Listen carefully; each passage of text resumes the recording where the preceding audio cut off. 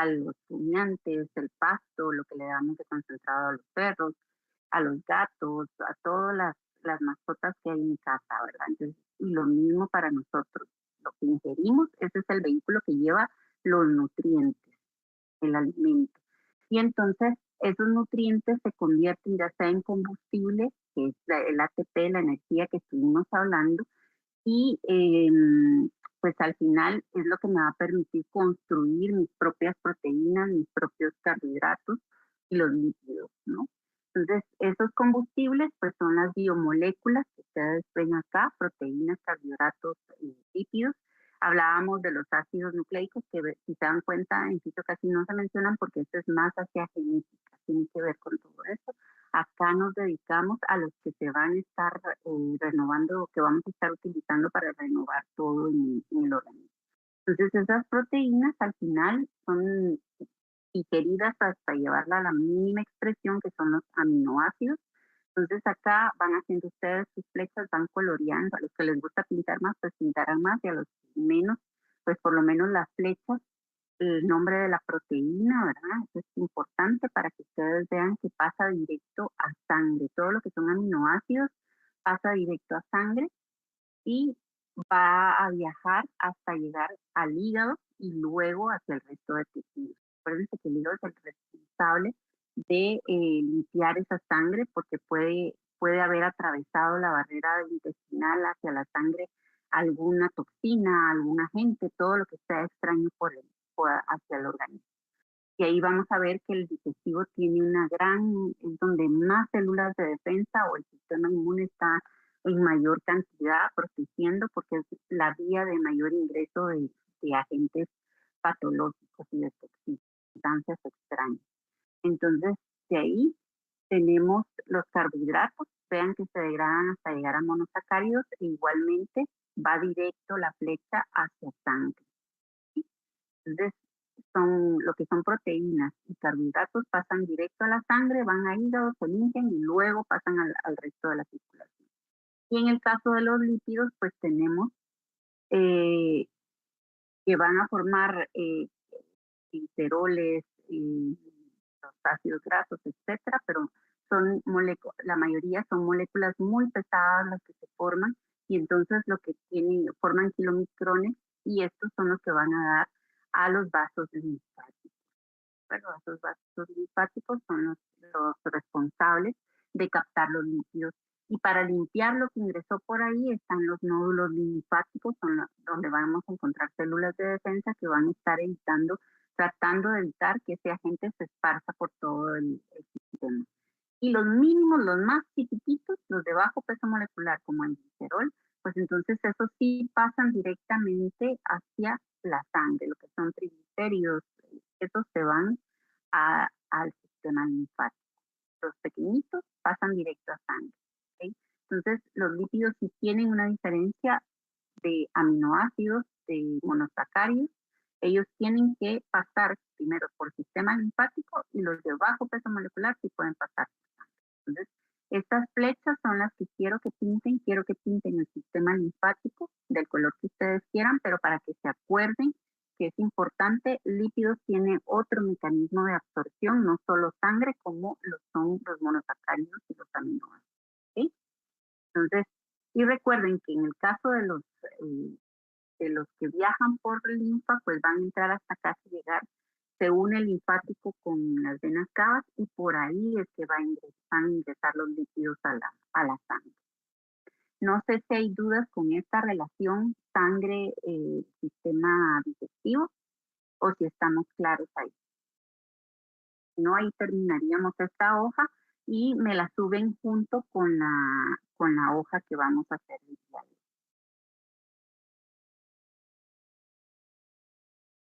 Buenos días, doctora. Solo una pregunta. ¿Toda esta ¿No? parte la pintamos entonces o solo las flechas? Hay unos que les gusta pintar más, o si quieren pintar más, que se relajan pintando, la pueden hacer completa, que saben trabajar, que va según las letras, ¿no? Ahora, lo que a mí más me interesa son las flechas, ¿ok? Digamos, las flechas que están en el circulatorio, la flecha que va de carbohidratos y los nombres, proteínas, carbohidratos, lípidos. y las flechas hacia dónde van y que pinten el sistema linfático, ¿ok? Que le pongan color para acordar. Ok, gracias, doctora.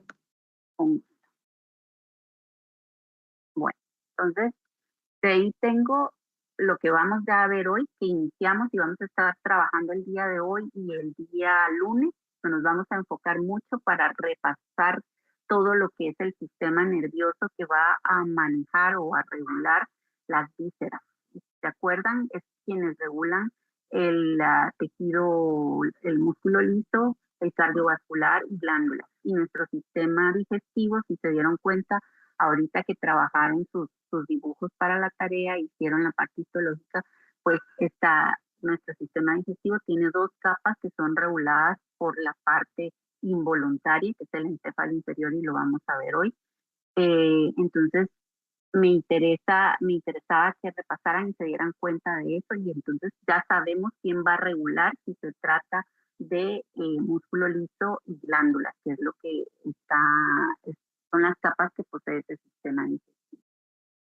¿Saben que se me olvidó poner a grabar? Siempre acuérdense. A ver, compartir.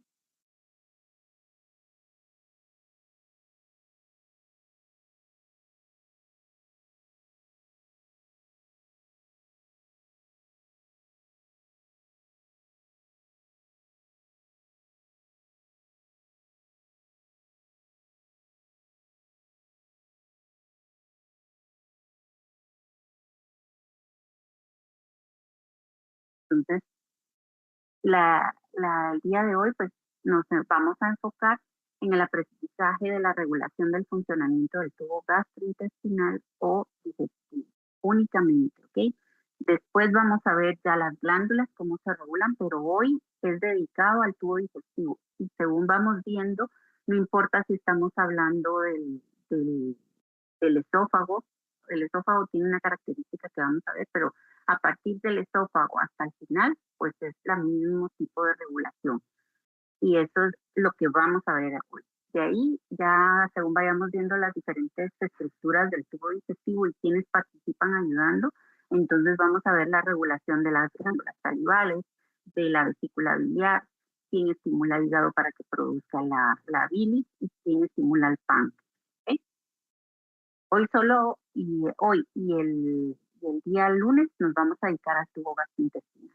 Entonces, para hoy, pues necesitábamos la hoja de trabajo, los lápices, lapiceros, etcétera, y que me leyeran el folleto y también es importante que lean el capítulo que les tengo marcado en la plataforma, en la UV, porque ahí terminan de entender. Les subí varias lecturas, dice documentos en esa parte, y ahí tienen para leer, para ir asimilando toda esa información.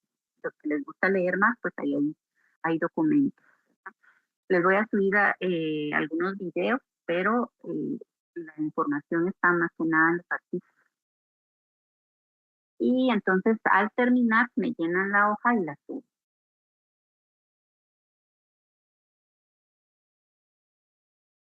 ¿Cuál es el objetivo? Con esta actividad se pretende que conozcas cuáles son los sistemas que regulan el tracto gastrointestinal y que al mismo tiempo repases las partes del arco reflejo con el tubo digestivo como órgano sector.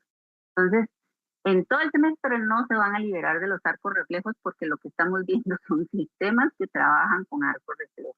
Pues, arcos reflejos y es una respuesta involuntaria, no la podemos controlar en la mayoría de veces. Solo en el respiratorio vamos a ver diferencia, pero en general, pues son arcos reflejos, no los podemos controlar. Si se dan cuenta, dice sistemas, no es un solo sistema el que va a regular, sino que son varios sistemas los que van a estar regulando el tubo digestivo. Y entonces iniciamos con lo que es regulación del funcionamiento del tracto gastrointestinal. ¿Quién regula para que el tubo digestivo pueda cumplir sus funciones? ¿Alguien me puede decir cuáles eran las funciones principales del tubo digestivo?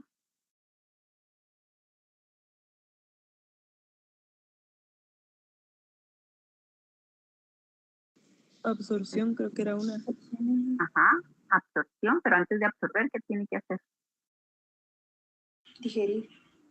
digerir. Entonces, esas son las dos grandes. Y no importa de qué tracto, si se dieron cuenta, todos los tractos que ustedes dibujaron, la importancia es digerir el alimento, que es el vehículo, para llevarlo hasta los nutrientes, y entonces esos nutrientes son los que se van a poder absorber. Son las dos grandes funciones, son las generales. Ahora, esas funciones del tracto gastrointestinal, pues es lo que vamos a ver, que cómo se regula. Vamos a ver que esas dos grandes funciones de la digestión y absorción, pues están dadas gracias a la capa muscular y a la capa mucosa. Son ellas dos las responsables de que esta digestión y absorción se pueda dar. La capa muscular es la que da la motilidad, o sea, que va a dar una digestión mecánica. Si se dan cuenta, pueden ir llenando en su hojita. Podemos ir empezando a llenar en la parte, en el enunciado 1, dice qué funciones tienen cada una de las capas.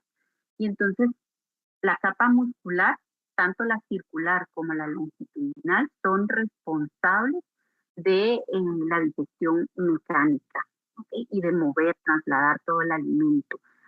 Va caminando, va digiriendo, lo que ya no se pudo digerir va a salir a través del recto y el ano. Entonces la capa muscular es la responsable.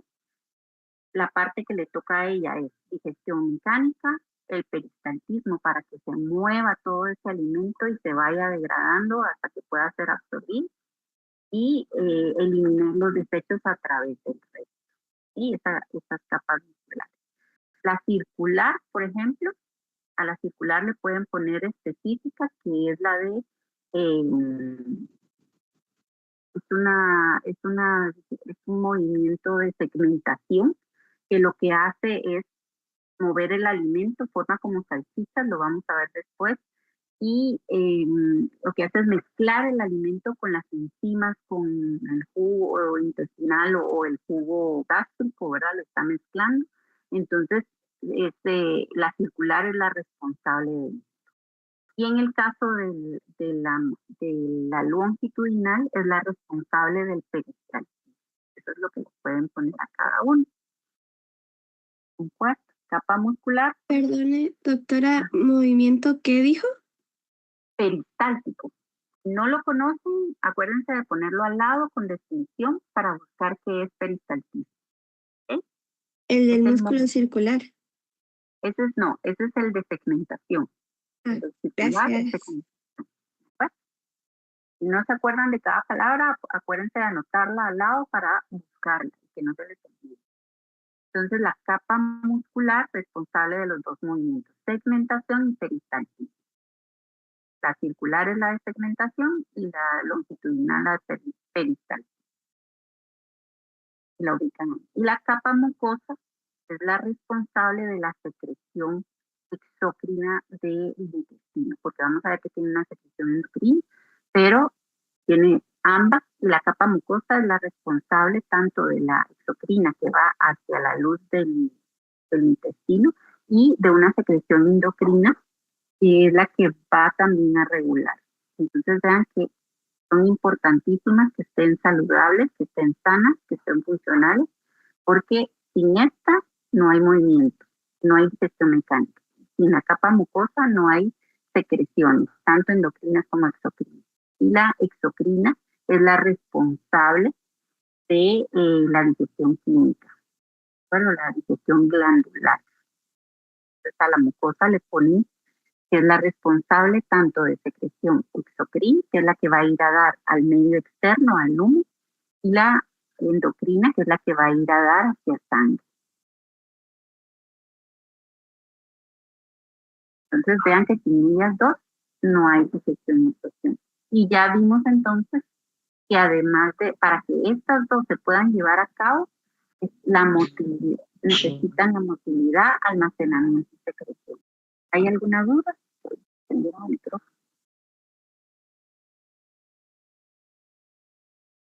Doctora, perdón, ¿a dónde dijo que iba la exócrina?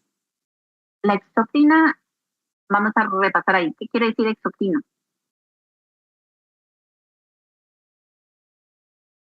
Y endocrino. ¿Cuál es la diferencia entre una secreción exocrina y una secreción endocrina? ¿Alguien puede responder? En este caso sería hacia el lumen, ¿no? ¿Perdón? Exocrina en este caso sería hacia el lumen. Hacia el lumen, va hacia afuera del organismo en este caso, va hacia afuera del intestino, mientras que la endocrina, ¿hacia dónde va? Hacia adentro. ¿Qué es adentro? La sangre. ¿Cómo se ¿Sangre? llama eso? Sangre, pero ¿eso cómo se Interno. llama? Medio interno. Entonces la exocrina va hacia medio externo, hacia el lumen, y la endocrina va hacia medio interno, hacia sangre. Bueno, entonces ahí ustedes ya van, este es en general, después vamos a ir viendo en específico qué es lo que ocurre, pero ahorita en general eso es lo que tienen. Y motilidad, entonces la motilidad de la capa muscular, almacenamiento, ¿por qué? Porque hay dilatación en el estómago o en las cavidades que almacenan, como el rumen, vamos a ver una dilatación para que pueda ingresar el alimento, ¿verdad? Entonces esas capas musculares son las responsables de que haya motilidad y de que haya almacenamiento, porque se relaja el músculo cuando hay digestión para que quepa el alimento en el estómago, por ejemplo, que es el más amplio de nosotros o de los carnívoros, y motilidad para que se mueva todo el alimento a lo largo del tracto. Luego tenemos que la capa mucosa al final es responsable de secreción endocrina, secreción exocrina. Estas son entonces las otras tres funciones que van a tener esas capas para al final llegar a una digestión y absorción. ¿Estamos claros hasta acá? ¿O hay dudas? O sea, sin esas capas se daña el sistema, ¿verdad? Tienen que estar funcionales, funcionando fisiológicamente. ¿Alguien conoce algo que pueda dañar esas capas?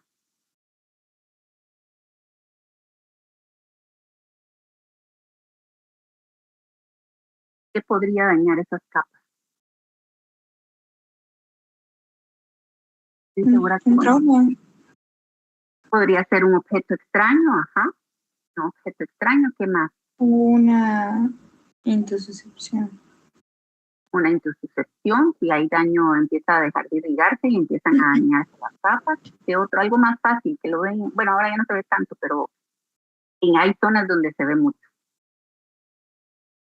Estoy segura, y lo van a ver mucho en patología. Parásitos. Parásitos, ajá, ¿qué más? Solo parásitos son agentes que nos puedan dañar la mucosa. No, bacterias también. Cualquier microorganismo. Ajá, ¿y qué les falta? Ya me dijeron bacterias, ya me dijeron parásitos, ¿qué otros agentes etiológicos? Tóxicos como incluso medicamentos. Medicamentos, ajá, pero de los agentes biológicos, o sea, de los duritos, ¿quiénes les falta?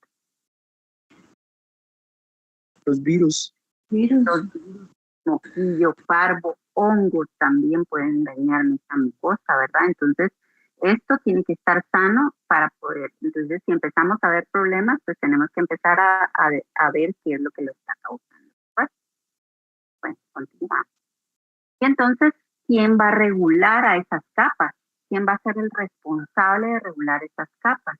Pues vamos a tener tres sistemas que van a estar regulando. El sistema nervioso, el sistema endocrino, que tienen una porción intrínseca y una porción extrínseca. Es decir, que vamos a tener un sistema nervioso propio del tubo digestivo y un sistema nervioso que viene de afuera a gobernar, ¿verdad? Así como la San Carlos, que es autónoma, ¿viste? Y el gobierno que lo dirige, aunque ahorita ya no sé ni quién dirige quién, ¿verdad? Con todo lo que estamos viviendo, pero en el organismo está bien fundamentado y está bien trabajado, y entonces tenemos un sistema nervioso que es propio del intestino, que es el que vamos a ver, se llama sistema nervioso entérico, ¿sí? Y un sistema extrínseco nervioso que es el que conocemos. ¿Cuál va a ser el sistema que va a estar gobernando desde afuera? ¿Quién es el sistema nervioso que va a gobernar desde afuera, que va a llegar a darle órdenes al tubo intestino? El endocrino. Endocrino. No, nervioso, hablando de nervioso. Endocrinos son hormonas. ¿Nerviosos qué son? Cuando hablo de nervioso, ¿quién está metido ahí? Sistema nervioso periférico. El periférico es el que lleva, pero ¿quién gobierna? El periférico El es el que central. lleva. El El central. central. ¿Y qué parte del central es exactamente? ¿Cuál parte del Encéfalo. central va? Pero ¿qué encéfalo? Inferior. Superior. Inferior. El inferior. Exactamente. ¿Ok? Entonces, el encéfalo inferior a través del sistema periférico, pues va a llevar respuestas y va a recibir información de lo que está pasando. Entonces, ese sistema nervioso tenemos el propio del intestino, que vamos a ver es el sistema nervioso enteral y algunos los llaman el cerebrito intestinal porque se maneja solito. ¿Okay? Entonces, tenemos ese sistema. Tenemos el externo, que es el sistema nervioso central a través del encéfalo inferior, que manda sus señales por el periférico. Y luego tenemos un sistema endocrino, que hay hormonas que va a producir el propio intestino, o sea, él mismo va a producir hormonas, que era la secreción endocrina de la que hablábamos hace un momento, y que va a estar enviando señales de qué está pasando en ese intestino, porque lo que se necesita es saber qué está pasando en todo el, perdón, no solo en el intestino, sino en todo el tubo digestivo y que estén enterados en todos lados de qué está ocurriendo, si está entrando alimento, si no está entrando alimento o si hay alguna sustancia extraña que lo está afectando. Entonces, este sistema endocrino pues va a tener también una parte intrínseca, hormonas producidas por el intestino y hormonas que pueden llegar a afectar su digestión y absorción que vienen de afuera. ¿Ok? Y luego tenemos al sistema inmunológico, que también, les decía hace un momento, que tenemos la mayoría de las células de defensa están ubicadas en el intestino. ¿Por qué? O en el tracto digestivo, perdón. Y sobre todo en el intestino, en este caso sí, porque es donde se va a absorber y entonces es donde más facilidad hay de que pase una agencia hacia medio interno. Entonces ese sistema inmunológico va a estar gobernando también al intestino. Este sistema inmunológico, ¿cómo lo hace? Pues son células de defensa, lo van a ver en inmunología, creo que que ven en toda esta parte.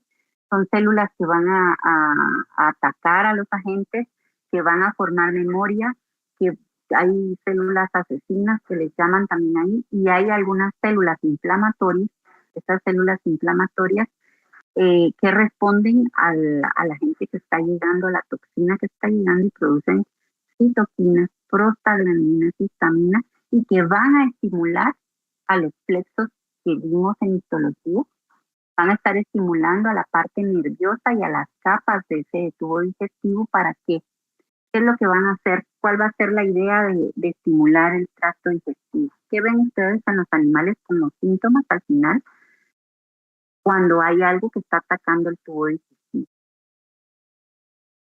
¿Cuáles son esos síntomas? Por lo general aumentan como el peristaltismo, que es por eso que le da como diarreas y todo. Exacto, entonces no solo aumenta la motilidad, que fue lo que me acaban de decir, sino que aumenta la secreción.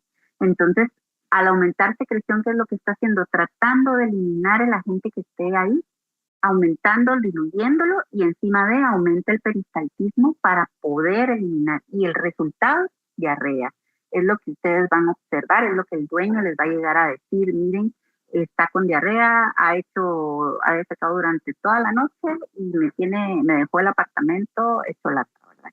¿Por qué? Porque estas citoquinas, prostaglandinas e histaminas son mensajeros, también no son hormonas, pero sí son mensajeros que van a llegarle a decir a la mucosa y al músculo, aumenta secreción, aumenta el peristaltismo, que necesito eliminar la sustancia extraña. Entonces, por eso es que decimos que el sistema inmunológico regula también a esas capas. Eso sí, lo regula en un periodo donde no hay digestión, no necesariamente hay digestión, ¿verdad? Sino que simplemente es porque hay un agente que está llegando y me está haciendo daño en mi tejido. Entonces, tengo que eliminarlo. Una forma es esa, ir a eliminar. la otra es el vómito, ¿verdad? Es lo otro que vamos a ver. Pero sobre todo estas, lo que estimulan es la inflamación del intestino, secreción y aumento de peristaltismo para sacarlo más rápidamente del sistema. ¿Por qué? Porque aún está, ¿dónde está ese agente en ese momento? ¿Qué es lo que, dónde lo encontramos? ¿En medio externo o medio interno?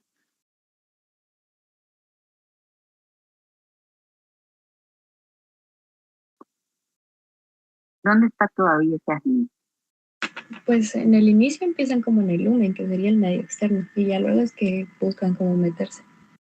Exacto, entonces antes de que se siga metiendo en mi medio interno, lo que estoy haciendo es eliminándolo del tubo que está, ese tubo está en el organismo, pero todavía su lumen pertenece al medio externo. Entonces vamos a eliminar, vamos a barrer este agente hacia afuera. Eso es lo importante de ese sistema inmunológico que estimula el movimiento y la secreción. ¿De acuerdo? ¿Estamos claros cómo funciona a grosso modo ese sistema inmunológico? Lo van a ver en inmuno, pero sí lo que quiero es que entiendan que estos que están acá, las citoquinas y prostaglandinas, son responsables de estimular el movimiento y la secreción, ¿verdad? Para eliminar, para barrer ese agente. No sé si hay alguna duda hasta acá. Si no, nos vamos a ir a ver los otros dos. Entonces vamos con el sistema nervioso y el sistema endocrino, que estos son los que vamos a ver funcionar durante la digestión y cómo también hacen que pare la digestión en algún momento por X o Y.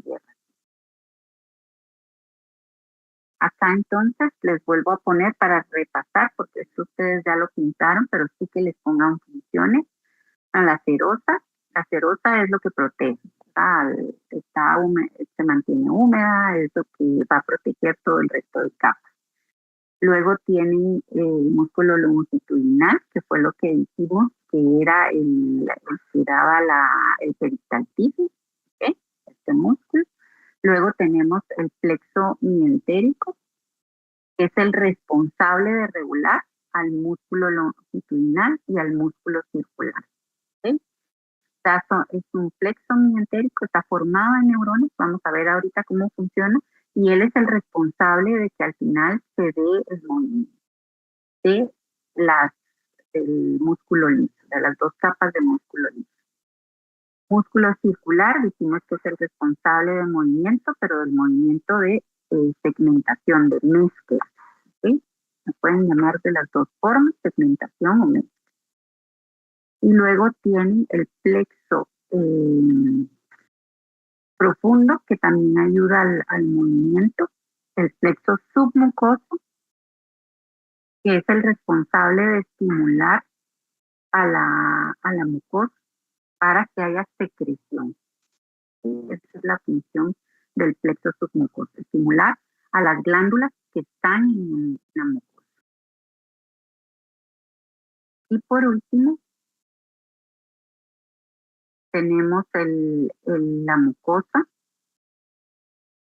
que es la responsable de secretar o de absorber dependiendo de dónde estamos. ¿Okay? Secretar sustancias que vayan a ayudar a la digestión, ya sea el jugo intestinal, el jugo del estómago, las enzimas que van a actuar a nivel de estómago o del intestino y las hormonas que van a ir a evitar qué es lo que está pasando en el tubo digestivo. ¿Bueno?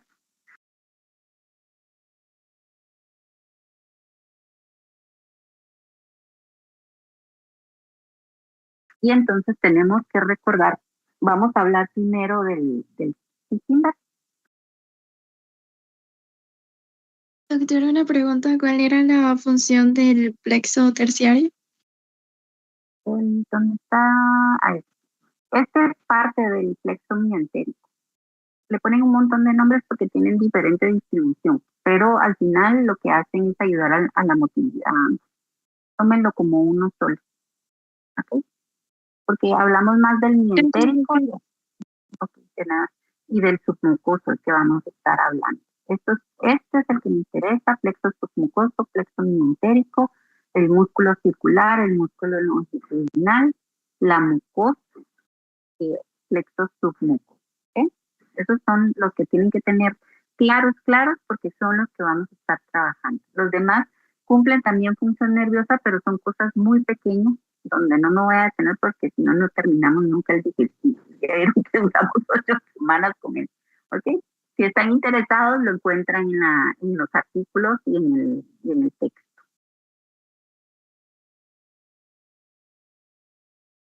Estímulo y respuesta. Y esto es viendo la parte del sistema nervioso. ¿Sí? Vamos a ver ese sistema nervioso cómo funciona, tanto el intrínseco como el extrínseco. Luego veremos la parte hormonal. ¿Sí? Entonces, necesitamos estímulo y respuesta. Ahora, sea que estemos hablando de nervioso o de endocrino, vamos a ver que siempre tiene que haber un estímulo y una respuesta. O sea, para que haya respuesta tiene que haber estímulo. Y si hay estímulo, tiene que haber respuesta. No hay para dónde. Entonces, eso tanto en el nervioso como en el endocrino, si se acordarán. ¿Okay? Pero vamos a ver primero la parte del nervioso. ¿Cuáles van a ser los estímulos que van a hacer que ese tubo digestivo secrete y se mueva, que haya movimiento y que al final haya digestión? ¿Cuáles son esos estímulos? Pues tenemos los que se llaman psíquicos.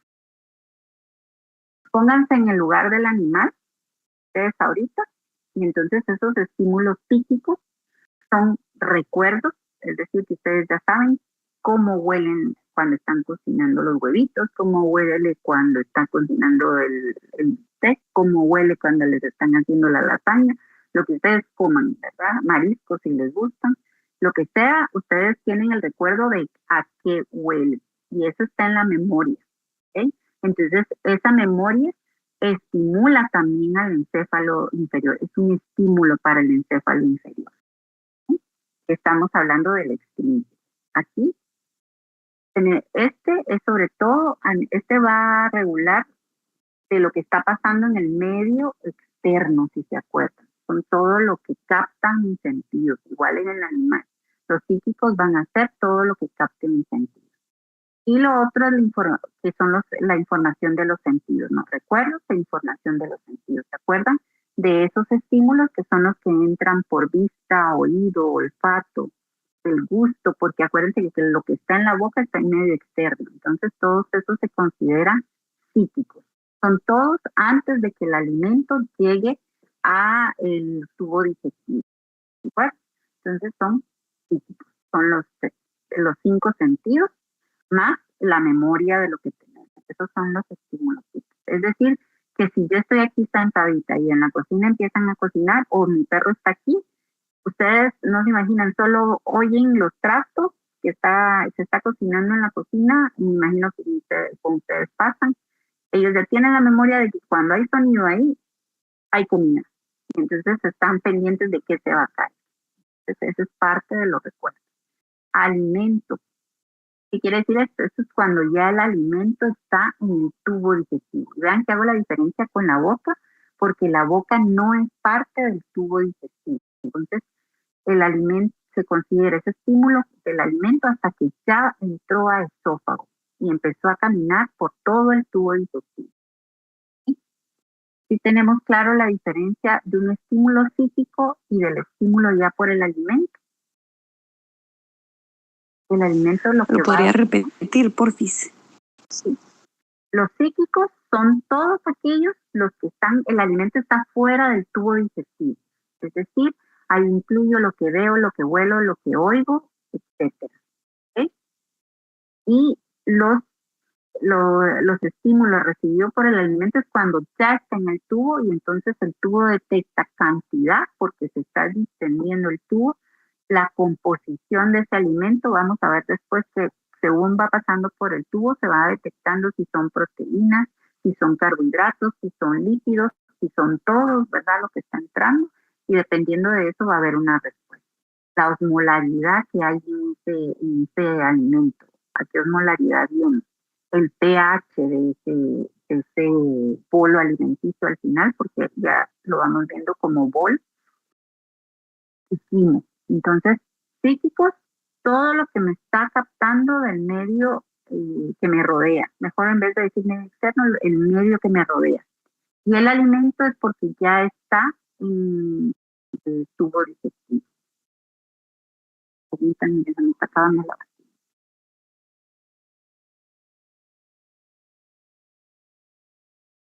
¿Está claro ahí? ¿Quién me preguntó? ¿Cómo es cierto? ¿Quién me preguntó? Yo sí, ya mejor, gracias. Ok.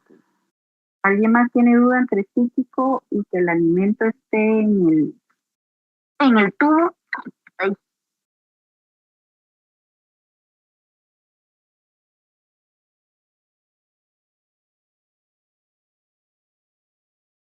Entonces, esos son los dos tipos de estímulos que vamos a tener en el sistema digestivo. Respuesta, entonces, a esto, las respuestas siempre van a ser las mismas. Motilidad o relajación con el músculo liso, secreción en las glándulas mucosas. O sea, el tubo digestivo, vean qué fácil la tienen para hacer los arcos reflejos. Los estímulos siempre o son físicos o es el alimento que ya entró en el tubo. Lo que va a detectarse son esto que tienen. Mientras que las respuestas siempre van a ser las mismas a esos estímulos, que es motilidad, relajación y secreción.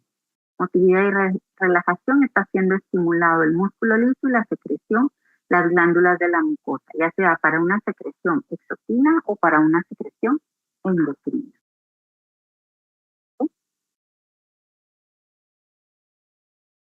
¿Sí está claro eso? Si yo les pongo ahorita a hacer el arco, que es lo que les va a tocar de tarea, ya está subida el ejercicio, es siempre el inicio, el estímulo, y el final de ese arco es la respuesta.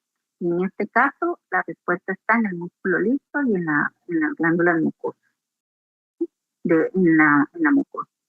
Entonces, o hay secreción y hay motilidad o no la hay. Bueno, esas son las dos opciones. Y les pongo ahí el hambre, les subí unos artículos para los que son curiosos, para que identifiquen si el hambre es un estímulo o el hambre es una respuesta o son ambas. ¿Sí? ¿A qué se refiere esa hambre? ¿Qué diferencia hay entre los animales y nosotros en relación al hambre, verdad? Que a veces nos parecemos con los perrillos. Y entonces esos estímulos y esas respuestas se van a clasificar en 3 fases antes de que empecemos todo lo demás. Se van a la pregunta, al enunciado 6 y 7, ahí tienen para hacer los diagramas. Hoy no vamos a terminar, entonces les va a dar tiempo de hacerlos ustedes solitos también. Esa fase cefálica se refiere a todo lo que va a ser estimulado por los estímulos físicos, o sea, todo lo que viene de afuera. Mientras el alimento no ha ingresado al tubo digestivo, hablamos de una fase cefálica, es decir, mi proceso digestivo está en una fase cefálica y se está preparando para recibir los alimentos. En el momento que yo empiezo a recordar, y sobre todo cuando ya tengo hambre, ¿verdad? O el animal tiene hambre, pues esos recuerdos empiezan a estimular el tracto digestivo. Ahí tengo hambre y empiezo a pensar en los huevitos, en los chocolates, en lo que me fascina, ¿verdad? Y entonces digo, el estímulo físico es el que me va a preparar. O estoy oliendo los huevitos mientras estoy viendo mi clase y mi mamá se puso a cocinar. Empiezo a sentir esos olores y empieza la respuesta en mi tubo digestivo. ¿Qué sienten ustedes cuando no han comido y huelen, oyen o ya empiezan a sentir en la boca el alimento? ¿Qué sienten ustedes en el abdomen? ¿O qué oyen en su mascota cuando no ha comido?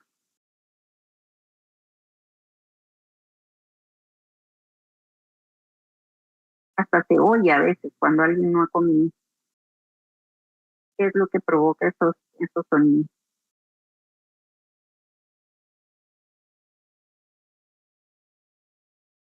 ¿Qué sienten ustedes cuando tienen vacío todavía, pero está esa hambre? Y los estímulos empiezan a llegar.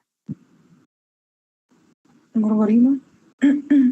Orgorismo, es decir, el movimiento, hasta sienten las tripitas que se están moviendo adentro, igual les pasa a los perros y a los gatos, ¿verdad? Cuando no han comido.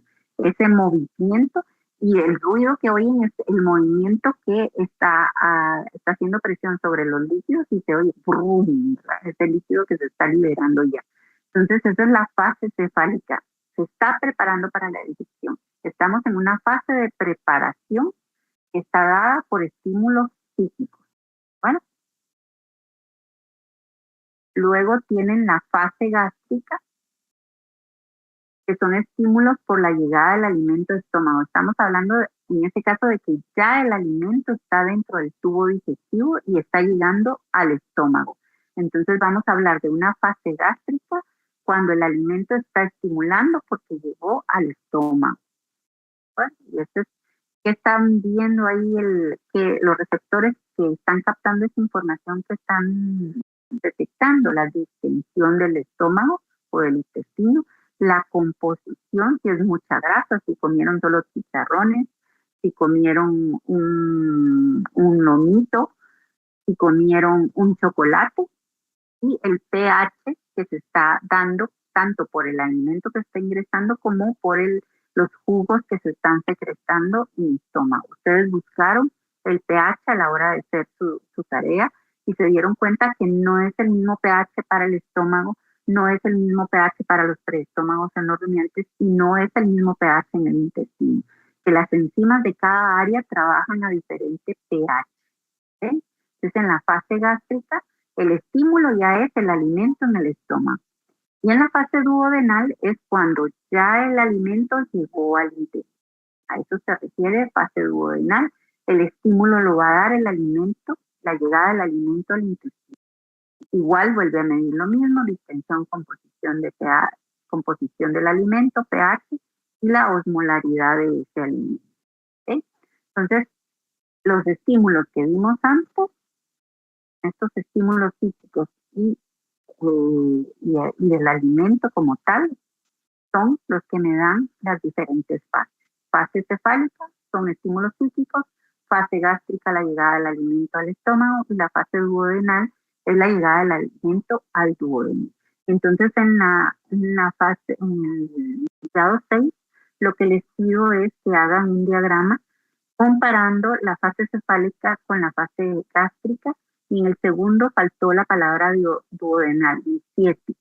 Elabora un diagrama de Venn comparando la fase gástrica con la fase duodenal.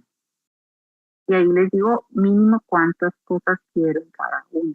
Entonces, dos cosas en común entre la fase cefálica y la fase gástrica. ¿Qué me podrían poner ahí? ¿Qué tienen en común?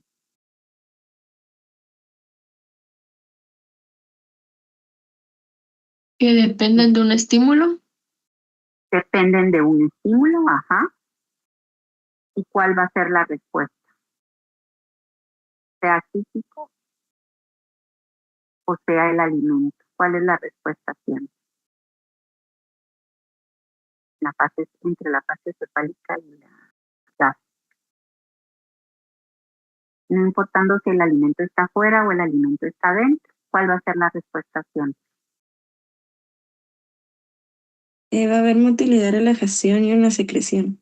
Exactamente, va a haber la misma respuesta. Entonces, estas son las dos cosas que ponen en el centro del diagrama de Venn. ¿Se acuerdan que el diagrama de Venn, porque me preguntaron en el examen, casi me dio infarto porque lo estuvimos viendo? Diagrama de Venn son los dos círculos y en el medio va lo que es igual y afuera lo que es diferente. Entonces, afuera colocan una diferencia. ¿Cuál sería la diferencia? La más importante. ¿Cuál es la diferencia más grande entre la fase cefálica y la fase gástrica? En la parte cefálica el alimento está afuera y en la gástrica está adentro. Exactamente. Dentro y dentro del estómago, ¿verdad? Entonces, esa es la diferencia. Entonces, ponen de un lado la fase cefálica, el alimento está afuera, y en la fase gástrica le ponen del otro lado que el alimento está en el estómago. Esas son la diferencia más grande, pero son similares. ¿Por qué? Porque las dos van a necesitar estímulos y las dos van a dar la misma respuesta. ¿Ok? Y entre la fase gástrica y la fase duodenal, ¿qué sería una similitud y qué sería una diferencia?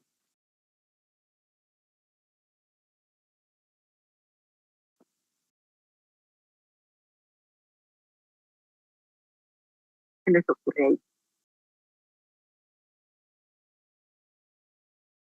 Pues la similitud es que el alimento está dentro, pero la diferencia es dónde. También, ¿ok? La similitud es que el alimento está dentro del tubo gastrointestinal, pero la diferencia es que una está en el estómago y la otra está en el duodeno. Entonces, hay diferencias y vamos a ver cuáles son esas diferencias después. Bueno, pero sí que lo tengan claro. Bueno, lo vamos a dejar acá. Hoy, como les dije, Es que tengo una pregunta, lo de en la página anterior de cuáles son los mensajeros que producen las células inmunes mediadores de la inflamación, no sé si lo dijo, me perdí. ¿cuáles son las células? Las tienen las células, son las células inmunitarias, son las células de inflamación, de procesos inflamatorios. No, nombres, pues tienen, ¿cuáles son las que producen inflamación? ¿Alguien sabe?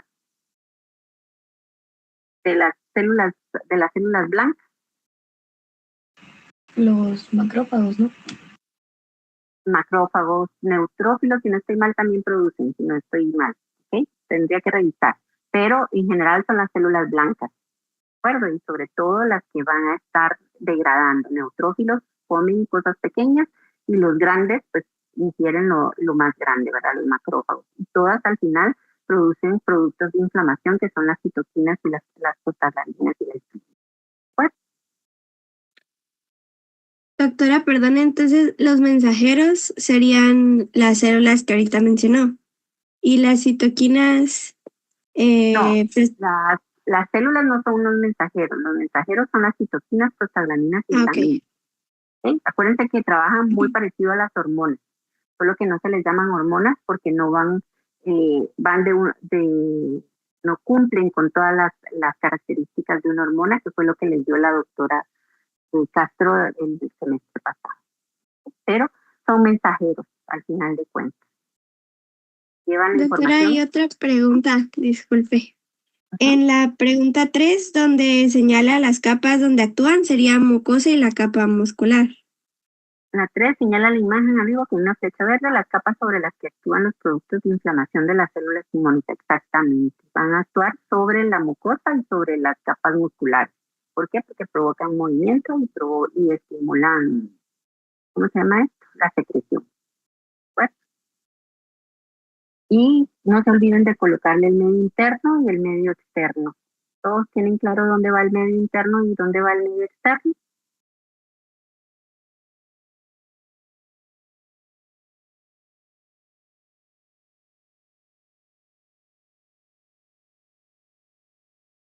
Todos lograron resolver hasta las 5, las 6, 7. Sí, doctora. Ok, entonces me van a subir esa parte el día de hoy junto con la hoja de la semana pasada, de la clase pasada, perdón. ¿Ok? Eso es lo que me tienen que subir hoy.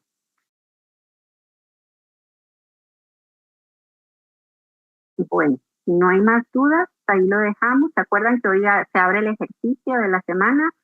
Hay cosas que son de lo que vamos a ver el lunes, entonces si quieren esperarse hasta el lunes o si quieren leer antes y responderlo, porque es parte de su autonomía y para el lunes ya lo van a tener más claro a la hora de trabajar. Ustedes deciden, pero va a estar abierto desde hoy y hoy les abro también el glosario para el martes de la semana que viene.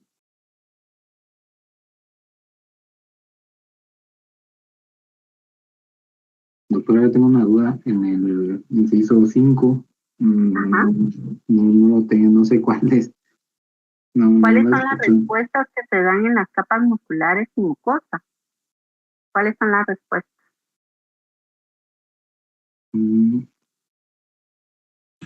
Era de motilidad y Ajá, motilidad, el relajamiento para el almacenamiento y la secreción. Esas son las funciones. Las musculares son lo que tiene que ver con el movimiento y la mucosa con la secreción. Son las dos grandes, motilidad o movimiento y secreción. Gracias, doctora. Sheila, no sé si todavía está ahí, que me haya levantado la mano. No, es que era por si alguno no había visto que la tarea de los tubos